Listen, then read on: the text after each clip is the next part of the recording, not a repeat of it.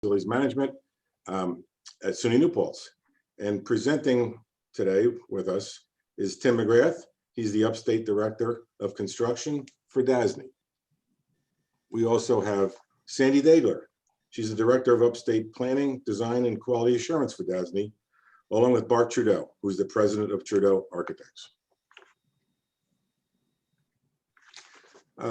Just take a moment to walk through our learning objectives, which are how to plan housing for the next wave of students, the impact of trends on housing costs over the last 20 years, trends projected to impact the cost of housing in the future, and what is the most cost-effective schedule to renovate or build new housing. So how to plan housing for the next wave of students. Short-term planning. It's incredibly difficult, as everybody knows. The pandemic has shown us that the unknown is truly the new normal. Some of the catchphrases that seem to be normal now are, we're waiting for more guidance. We hear that all the time, and it's kind of laughable now, but that's what we do. And then also, we're building the plane as we're flying it. A couple of phrases that we hear almost on a daily basis. So I want to mention a few issues that happened across SUNY in the last year or so that affected our residence hall capital program. In 2020, we sent our students home and then issued them housing refunds at about $120 million statewide. In 2021, we saw a major decrease in campus enrollment and housing. We kept res halls offline for quarantine and isolation, again, unprecedented times.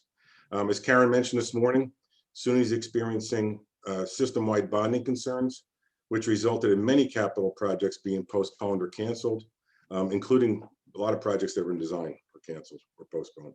And for the fall of 2021, most campuses have enrollment concerns. And again, that affects our residence hall capital program. So what can we do to take advantage of our current situation? We can do that even if it's in small ways. We can move forward with projects that have already been funded. The photograph you're seeing now is of our Boughton Hall. We relocated students very early in the spring semester and began a bathroom renovation program. We got that going a little early in hopes it gets done before they return in August. And plan for your future capital needs. Even though we can't be 100% sure of what those needs will be, don't wait until we get back to the quote unquote normal to start thinking about your capital planning activities. And please remember that even though we have experienced this tragic pandemic, we are obligated to do what we can to ensure we meet student needs, which includes housing.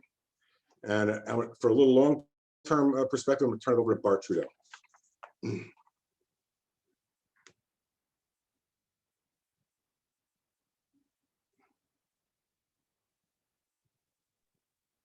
Helps to unmute. Thank you, John.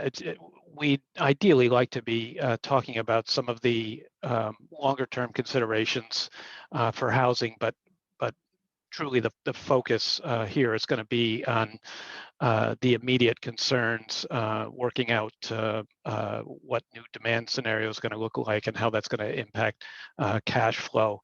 But hopefully, the big subjects in wellness, in collaboration spaces, restorative spaces, biophilia, and a lot of the subjects that are impacting student housing today will be a subject that we'll be covering at some future sessions. But for right now, we're really appropriately focused on the shorter term. So to that, just going to lay a little bit of a foundation on what the discussion on the trends is based on, because it's this all comes from a very interesting data set. This is a data set that that Tim and DASNY has been building for quite some time, and we have a study of the data that is looking at a 20-year perspective. So this is for student housing projects that were done all over the state. Each of these bubbles, these represent different projects. The size of the bubble represents the amount of funding that was put into that particular campus. The data set contains each of the projects, campus locations, building names, types of beds, the usual metrics of square footage and number of beds, and both the construction cost and the project cost. So that can be looked at. Now, what's interesting with this analysis is that we've taken and written some algorithms that adjust these costs so that we can really do some meaningful analysis with them. What's been done is from that list of each individual project, the cost is being adjusted. It can be adjusted for any location. You can adjust it for any point in the future to any escalation rate. Right now, we're looking at costs just for, as if this was built in Albany in 2021. So these are not the original costs that we're looking at here. These are all adjusted. And what that allows us to do is look at these numbers in a meaningful way so that we can see, like from a scatter chart, that the adjusted numbers are showing us that the cost of housing has grown over time. And Sandy and Tim are going to talk about why that's the case. We can drill into some of these numbers and look at other types of analysis and other types of trends. Here we're seeing that same thing with the down at the bottom, the trending of the adjusted numbers. Always important to remember that the trending of the adjusted numbers rising over time. And if you can look at these by different procurement methods. So this would represent just the CM at risk projects. This would be open bid projects. Interesting to note that the CM at risk projects are coming down over time. Suggesting things like as that procurement method gets more use, it's becoming more cost effective. So we'll look at these costs coming up. I'm going to switch back to the slides.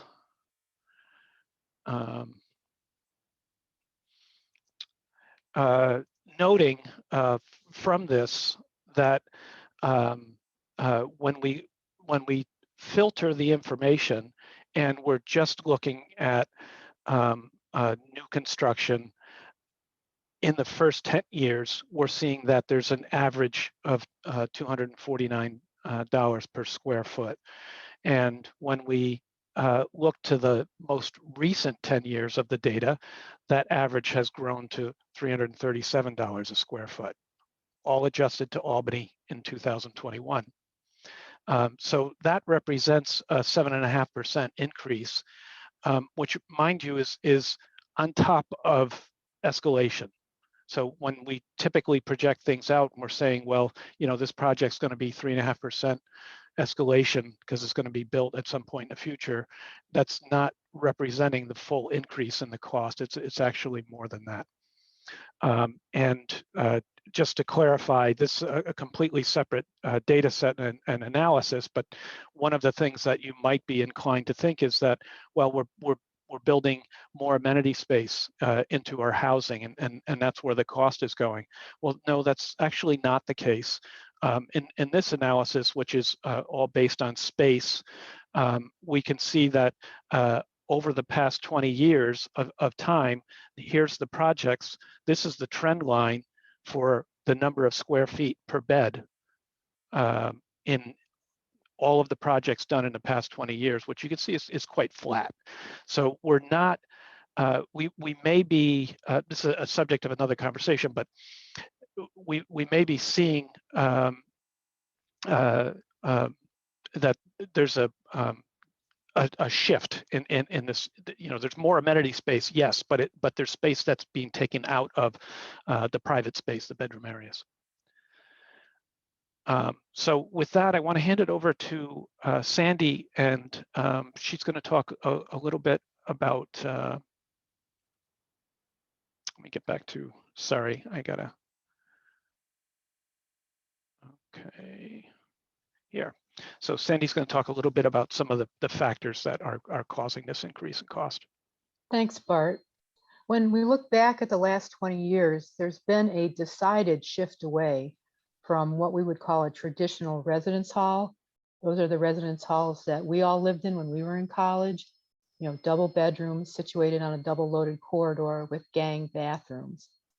So we haven't built a lot of those in the last 20 years. We've been moving to things like suite style buildings, apartments, townhouses, and recently we're seeing more hotel style residence halls.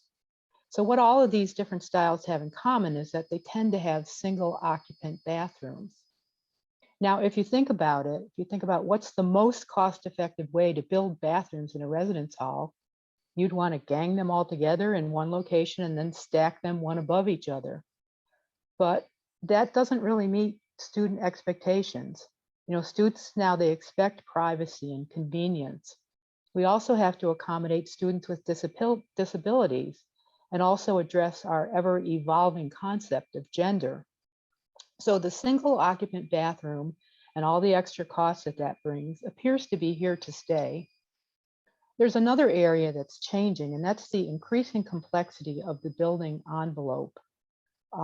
Building envelopes now are highly engineered systems, and some of this is being driven by advances in building science, but also codes and laws concerning energy and sustainability.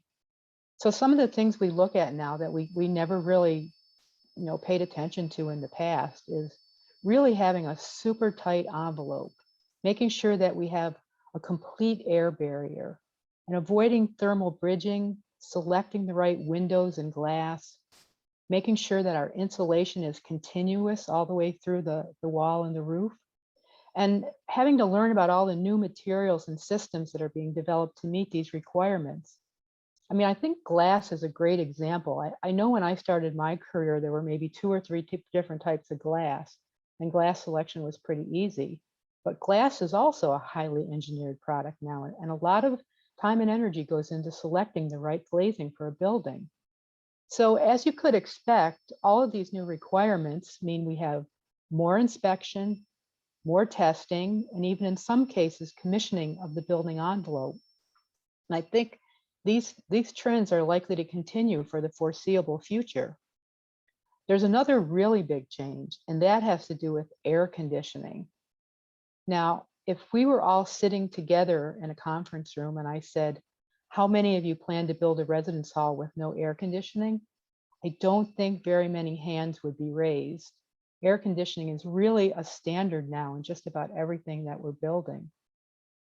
The other systems in the residence halls are also more complex. If you think about an old style residence hall, they had baseboard units under the windows and some exhaust in the bathrooms. That is not the case for the buildings we're building today.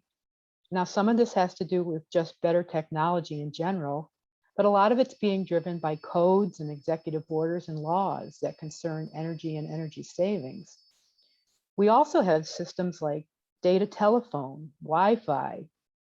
Building security systems are now very sophisticated with very sophisticated door hardware and more robust and sophisticated fire alarm and fire protection systems. Just to give you an idea of the magnitude of this, there was a residence hall that we built recently, 250 beds, had 4,500 BMS points. In a residence hall, 4,500 BMS points.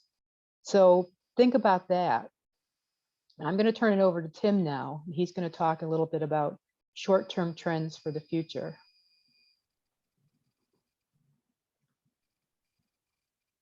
Okay, thanks, Sandy. And good afternoon, everyone, and thanks for joining us.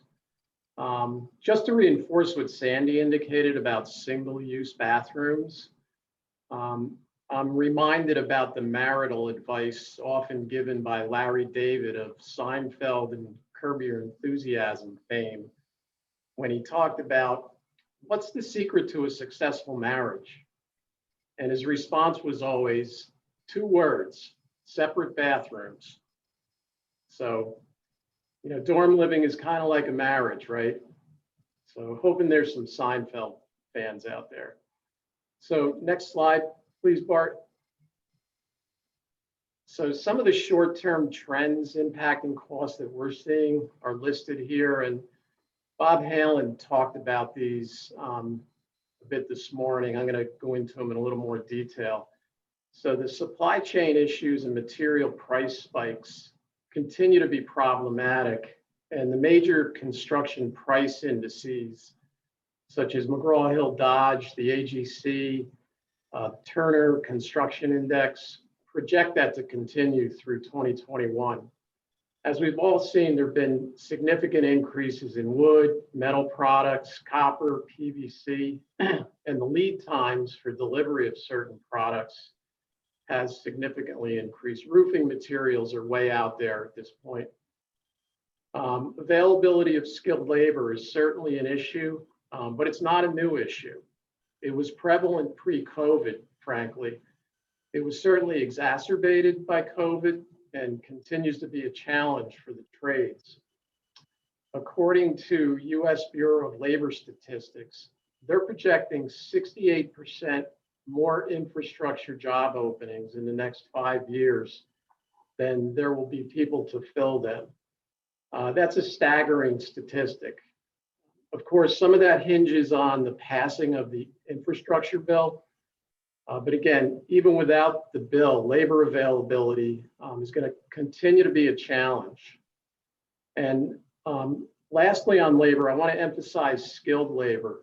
Training is another area of concern to develop a trade workforce with experience in some of the emerging technologies that Sandy was talking about, such as building envelopes, mechanical and electrical systems. So much more ahead on labor. Another impact is the bid market. And again, Bob referenced some of this morning. We've experienced mixed results over the past several months during the pandemic. You know, some bids coming in way under, some over, some near our estimates. In the New York City metro area, we've seen an increased number of bidders on projects and bids coming in significantly under estimates due to firms being hungry for work. In some cases, we've had to go to the second and third low bidder to get a qualified bidder. Conversely, up in the North Country, we recently bid a $4 million bathroom renovation and only got 1 bidder, and the bid was $1 million over. In other cases, we're getting bids near our estimates. There is quite a bit of activity, bidding activity going on right now, which seems to indicate that, you know, competition for that work amongst the contractors may be offsetting some of these material price increases that we're seeing and keeping overall costs relatively stable. So what does this mean for bidding in the near term? And how can you best mitigate some of these uncertainties? Our recommendation for that is threefold. In the latter stage of design, say beginning at 60% design completion, we're suggesting do a market analysis based on the scope, the value, and the region to determine the availability of qualified bidders. 2, consider using alternative delivery, such as bid by invitation or CM at risk. This allows you to pre-qualify the bidders, which is always a good thing. In CM at risk, we can actually pre-qualify the subcontractors to make sure we're getting firms that are qualified to bid the work. And 3, make certain the schedule is reasonable in relation to the scope of work to mitigate the issue of labor availability. You want to make your project attractive to the qualified bidders. So we're going to talk more about schedules shortly. But for now, I'll turn it back to Sandy. Thanks, Tim. I'm going to talk about some long-term trends that we're facing. And there's one really big one that's sometimes the elephant in the room. And that is that we are moving away from a fossil fuel-based economy towards an all-electric economy.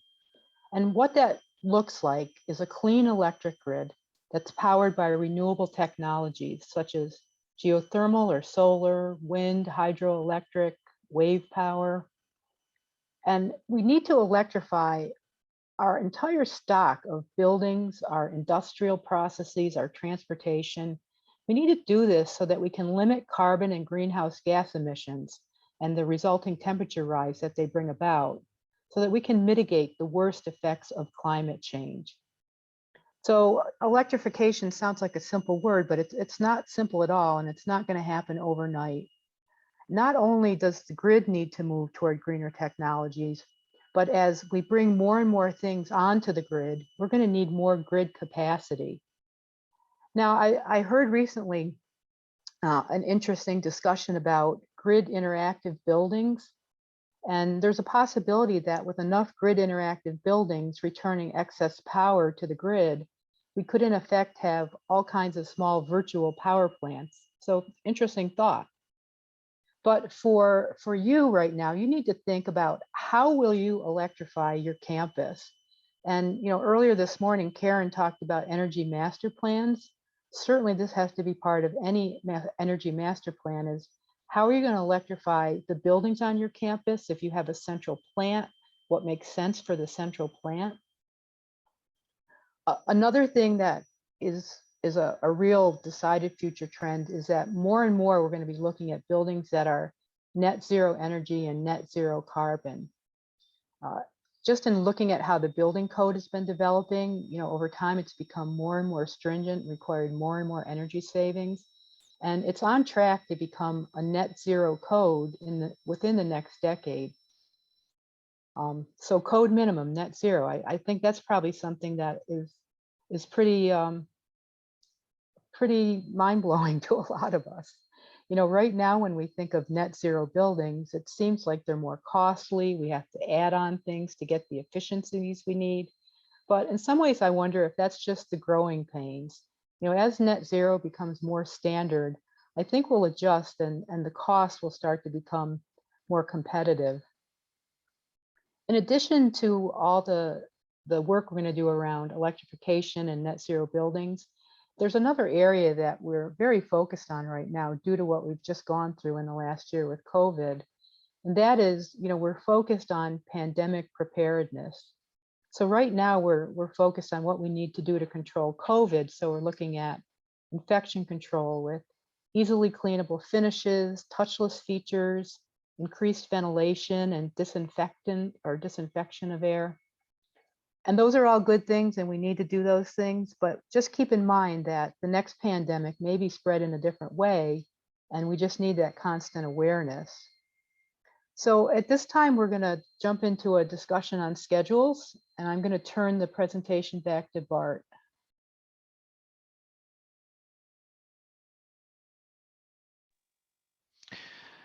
Thanks, Sandy. So we're going to return to looking at the numbers again.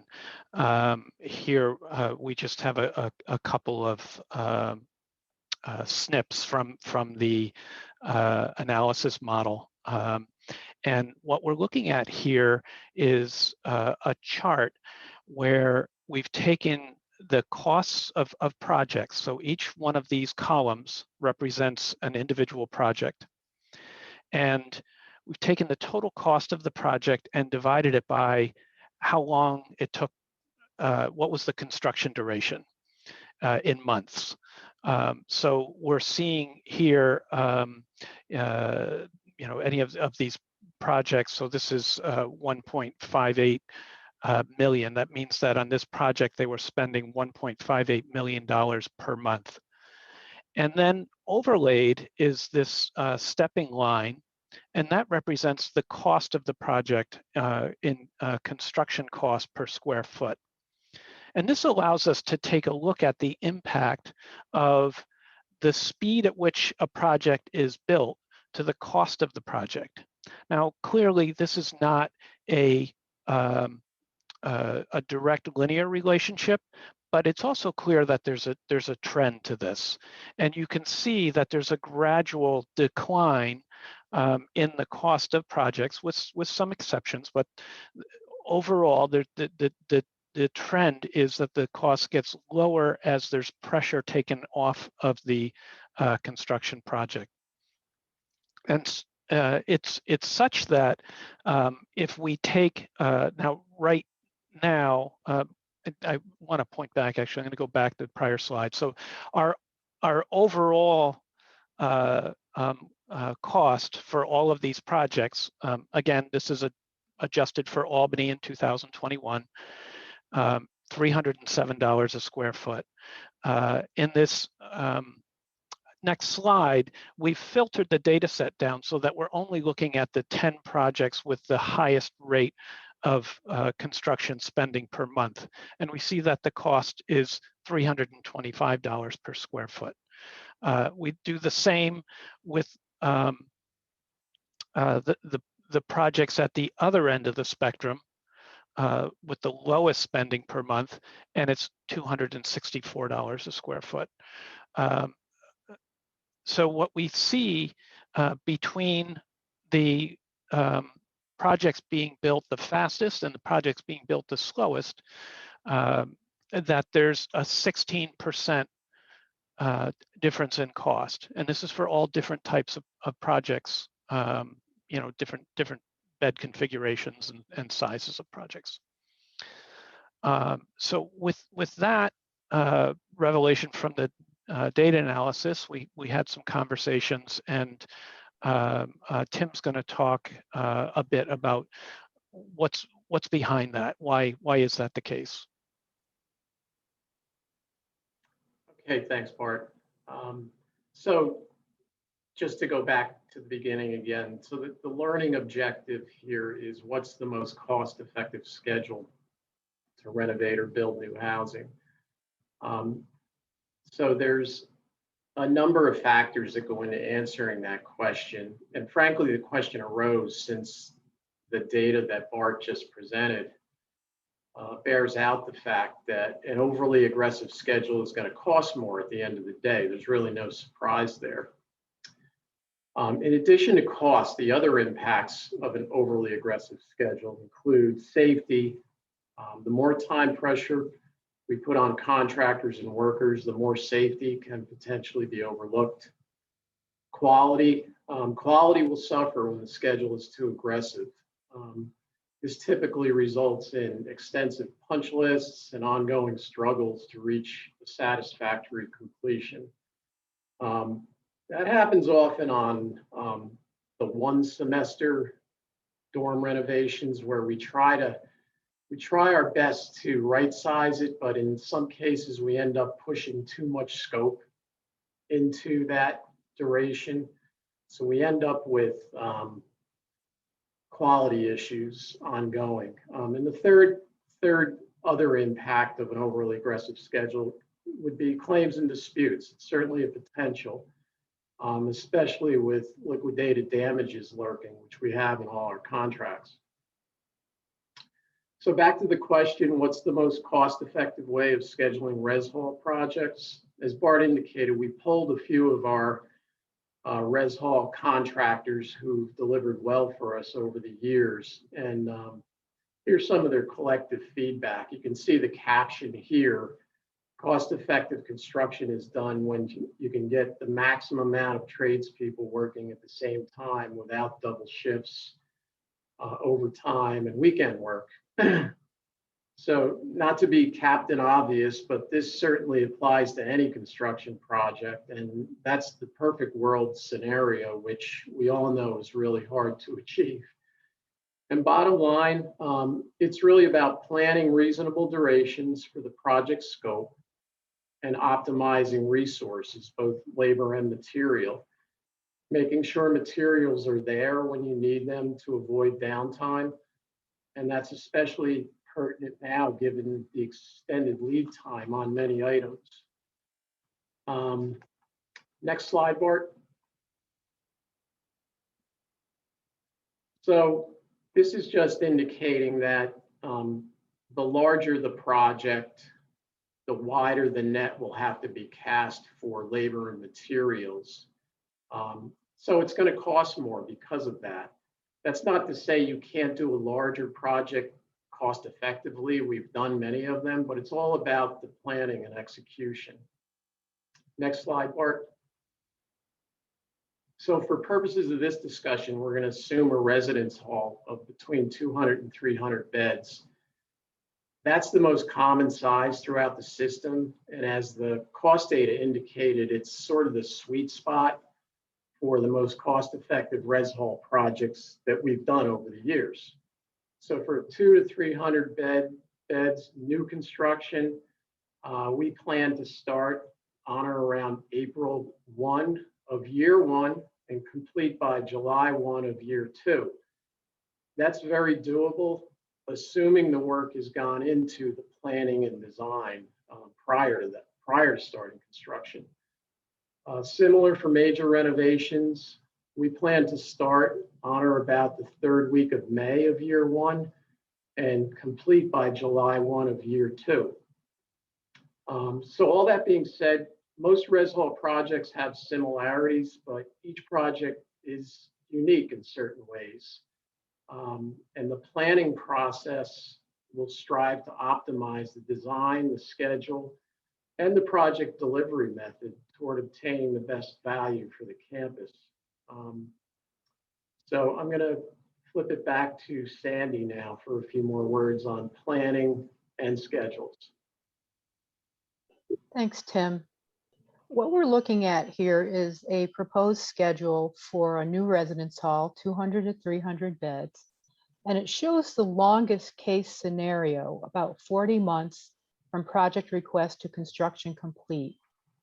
This is based on a design bid build process, which, as you all know, is a very linear process, doesn't leave much room to accelerate things.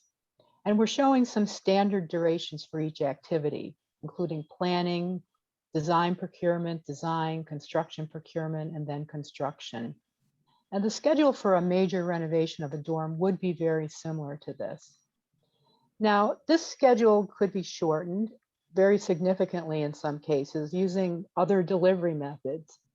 So when we use things like CM at risk or design build, we have the ability to procure the contractor while design is taking place. The bid processes are usually shorter, and sometimes design and construction activities can overlap. We've achieved a start to finish for a new residence hall in as little as 26 months. Now, when you're doing something with that kind of a time frame, the schedule becomes everything. So you lose some control and some flexibility. You have to build the building from materials that are available in that time frame, and you have to make decisions, and you have to be, decisive and not change your mind later on. So you do give up something with a really tight schedule like 26 months. And 40 months may seem long, maybe 36 months is better, but the message that I want to get across here is that the planning and the early design is really important. It prevents you from getting caught off guard, suddenly realizing that, oh my goodness, we need 200 new beds in 2 years. And the cost of that planning and that early design is much less than the premium you pay in construction and quality and satisfaction, as Tim was just outlining. Next slide, please. So what we're looking at here is a proposed schedule for a summer project, and that has about an 18-month duration from project request to construction complete. And one thing I want you to make note of is that the planning and design durations are much longer than the construction duration. It really takes a lot of planning and a lot of thoughtful design to make a short construction duration successful. And it's like the old saying, measure twice, cut once. Spend that time in design so that construction can proceed successfully. You'll also notice on the schedule that it shows a project request being submitted in January for the summer of the following year. what this timeframe does is allows us to complete design and be ready to bid the project by November or December, which we found is really the most competitive bidding period for summer work of the next year. Now, depending on your capital planning cycle, you may or you may not know in January what your projects for the following summer are going to be. But the closer you can get to that ideal, the better off it'll be in terms of the competitiveness of your bids. It also allows submittals and ordering to be complete early in the year so that when the students leave the dorm in May, you're ready to hit the ground running. At this point, I'm going to turn it back to John to conclude our presentation. So thanks, Sandy. With another quote from Yogi Berra, we kind of love him here. Next slide, please. So we talked about from a campus perspective how you could kickstart your residence hall capital program. Again, take advantage of current lower enrollment and maybe get some projects you already have funded going. Keep the beds full. Clean and well-maintained buildings equal student satisfaction, which again keeps the beds filled, enrollment up. Kickstart project designs. Update your 10-year capital plan. I know we do that. We all have a tendency to do that when Don Smith sends the email out and asks for them. Maybe if we get that, stay on top of them a little better, we could be a little more flexible when it comes to that. And work with your res life staff about enrollment and what the needs are for the res halls. And then again, work with your colleagues in the finance realm of things, because it's all about funding, right? When we keep talking about all these different things we can do, but it's all about funding and bonding, and we can't do any of these projects unless we have the funds to make that happen. And again, be proactive, as Steve Curro said earlier, and Abraham Lincoln, the best way to predict the future is to create it. Thank you.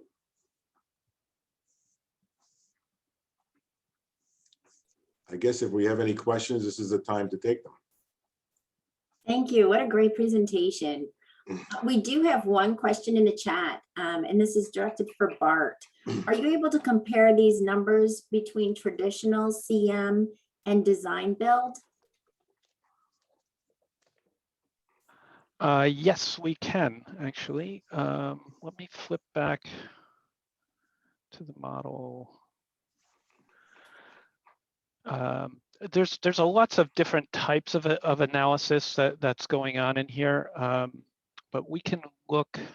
Let's see, am I in the right? I'm not in the right model. Hold on just a minute. Back to the cost model. So, Yvonne, would you mind repeating what Sure. did they want to?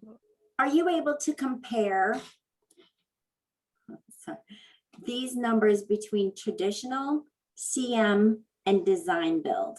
Okay, so they want to see compare by delivery methods. That's the way we look at that. Bart, that was me, Jamie. I'm just curious as to whether or not you have enough data to be able to compare cost per square foot, length of time, that sort of thing, based on the 3 delivery systems. We do, Jamie, and hi, by the way. Hi. And that's I'm still sharing my so that's what we have up here on the screen. So this is a comparison of the delivery methods. We have CM at risk here, design build, bid by invitation, open bid. The 2 columns represent new construction, and the lighter column is renovation by each of those delivery methods. You know, there's the costs are listed over on this side by new construction, construction cost, project cost, and project cost per bed. Is that what you were thinking about, Jamie? Yeah. And I was curious. I think I have some thoughts about that, but length of construction time as well. Length of construction time, we have the data and we could run that. And that's actually a really interesting point. I haven't put that into the model yet. We do have, I wonder if that's something. I'm not sure if I can do that ad hoc. Yeah, I'm not asking that you do it now. I'm just curious as to whether or not you're set up to do that. Yeah, not immediately, but data's Thanks. there. Wouldn't be tough to put it together. Thank you. Sure. Do we have any other questions? I do see a lot of chatter about John and Sandy's retirements. Yes.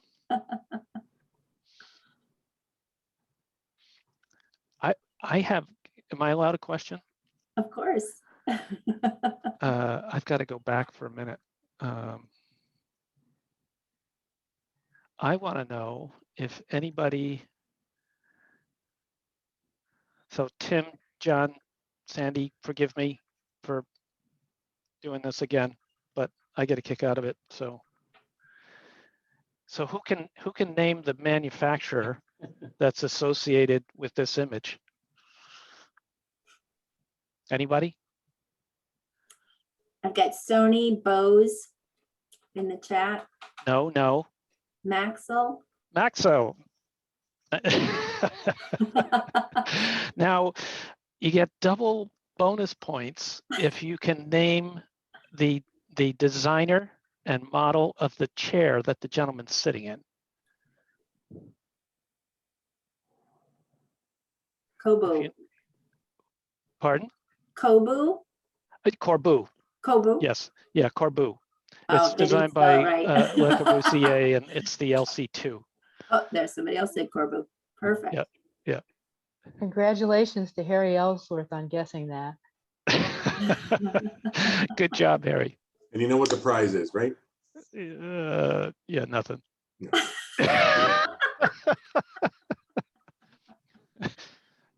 Notoriety, I guess. Bragging rights. For Yeah. sure, Sarah.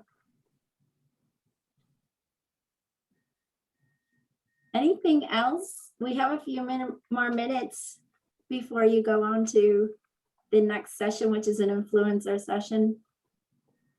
Yvonne, I'd just like to say a couple of words. Sure.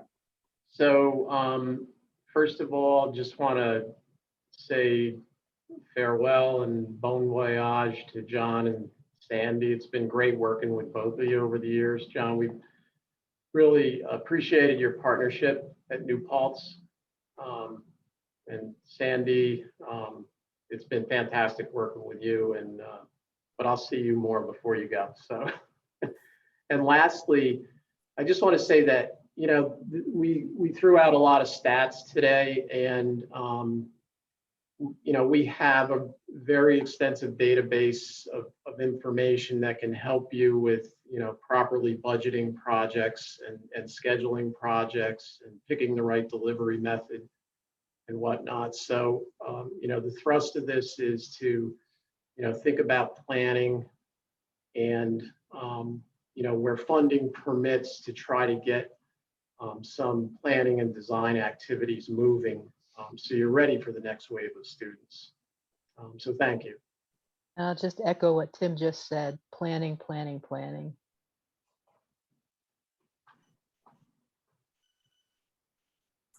One last question that came up. What was the music they were playing in this shot? Anyone know? Oh, I don't. Sandman? Metallica? I think this predates Metallica. Not sure. Aerosmith? Could be. It was Ride of the Valkyries. Somebody put Pink Floyd. Are you making that up, Sal, or is that really what it was? No, that's true. Wow. You get triple extra bonus points.